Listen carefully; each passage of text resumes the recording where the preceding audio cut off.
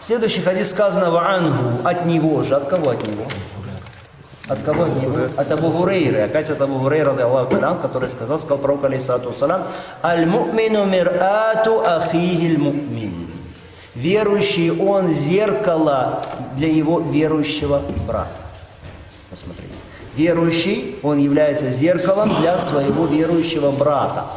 Этот хадис сказано передал Абу Дауд и говорит Ибн Хаджар би иснадин хасан, с хорошим иснадом.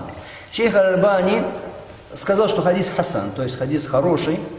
В частности, Адаб аль-Муфрад. Адаб аль-Муфрад это чья книга, кто знает? Аль-Бухари. Адаб аль-Муфрад это книга имама Аль-Бухари на самом деле. Хорошо. Итак, шейх Аль-Альбани при рассмотрении хадисов Адаб аль-Муфрад назвал этот хадис хорошим хадисом. И так сказано, верующий, он зеркало для своего верующего брата. Прекрасный хадис, замечательный смысл хадиса. Верующий – зеркало для своего верующего брата. Представьте себя, что вы смотрите в зеркало. Когда человек смотрит в зеркало показывает все, ничего не утаишь. Что на лице есть у человека? Если есть какое-то грязное пятно, видно сразу. Если лицо чистое, видишь в зеркале, что лицо твое чистое, опрятное. Вот то же самое, как зеркало для твоей внешности, для твоего внешнего облика, твой верующий брат – зеркало для твоего внутреннего облика.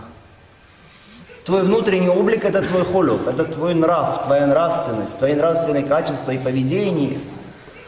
Верующий твой брат, он для тебя зеркало в этом.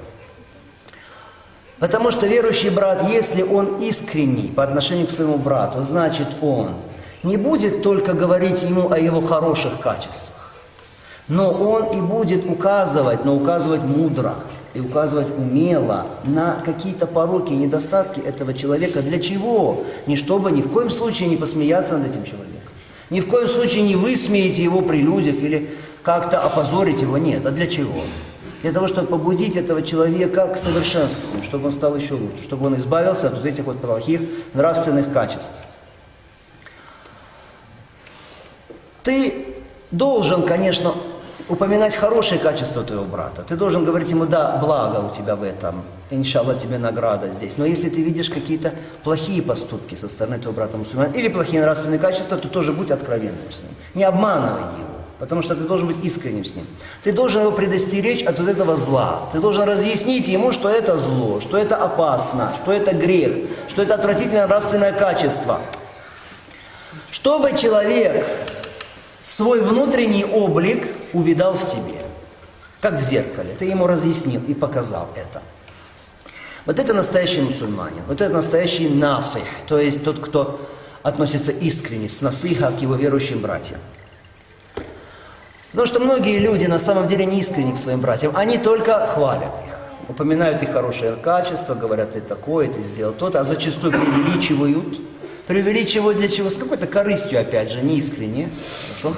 А если есть какие-то недостатки у человека или пороки, на это они не указывают. Этот человек, нельзя сказать, что он совершенно верующий. Такой человек, у его иман слабый иман. Разве он так оставляет своего брата гибнуть на самом деле? Кто-то скажет: ну если я сейчас начну своим братьям говорить об их недостатках и указывать на эти недостатки, что будет? Эти братья начнут на меня злиться, начнут гневаться. Что мы скажем? Конечно, это возможно. Конечно, это возможно. Но здесь есть два средства. Все нужно делать умело, в том числе и вот это указание человеку на его какие-то грехи, какие-то его недостатки.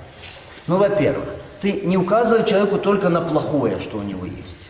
Ты и указывай на что-то хорошее, что есть у этого человека, и на хорошие поступки, которые он совершает. Для чего? Для того, чтобы побудить этого человека к совершению дальше этих поступков, к совершенствованию этих качеств хороших в нем, чтобы человек не впал в какое-то отчаяние. То есть ты говори хорошее, а если ты скажешь ему: машаллах, я вижу в тебе вот такое прекрасное нравственное качество, которое любит Аллах. Сказано, что Аллах и его посланник любит это качество. Я знаю, что ты совершаешь вот такие деяния прекрасные. Это приветствуется и одобряется, и за это награда от Аллаха субхану ва тааля, иншаллах, тебя ждет. Но единственное, что хорошо было бы, если бы вот еще ты дополнил свой внутренний облик, свою нравственность исправлением вот этого качества. Хорошо? Итак, значит, две вещи. Во-первых, ты упоминай хорошие качества человека, раз. Во-вторых, ты, когда указываешь на плохие качества, делай это как умело и мудро, стараясь не обидеть человека. В-третьих, ты должен делать это не на людях, чтобы не позорить человека. Чтобы человек понял, что ты желаешь ему добра. Ни в коем случае твоей целью не является высокомерно показать свое превосходство над ним или высмеять его. Это очень важно. И потом еще важно, значит, чтобы кто-то не подумал, услышав этот хадис, что значит теперь нужно выслеживать недостатки своих братьев. Выслеживать, шпионить, следить за ними, хорошо, искать, что бы такое найти у них плохое. Нет, это запрещено. Но если что-то явно ты видишь в брате, хорошо, в его холюк, в его нравственности, в его поведении, тогда укажи ему на это непременно. Для чего? Чтобы твой верующий брат стал совершеннее, чтобы он стал лучше. Это что касается данного хадиса.